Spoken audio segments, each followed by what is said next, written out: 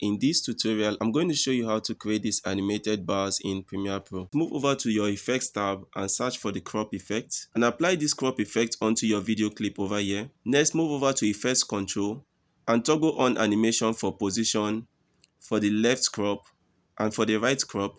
Now hold down the Shift key and press the right arrow 3 times to move forward 3 frames. And change the right and the left crop value to place only the subject in frame and make sure that the left and the right crop value is 50%. Next, move to the position until the subject is at the right of the screen.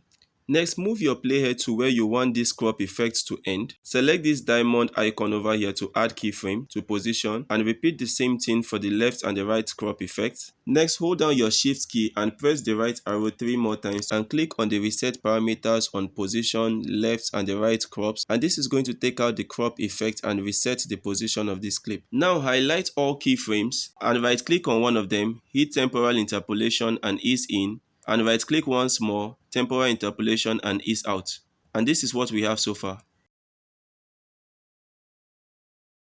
Now to add the sidebars, move your playhead to the start of your clip, select this new item over here, select color mate, hit OK, select a preferred color and hit OK, hit OK once more, and place this color mate above your video over here. Now the next thing you want to do is to select your color mate and toggle on the stopwatch next to position and set the X value of position to minus your current value. So I have 960 here, so I'm going to change this to minus 960.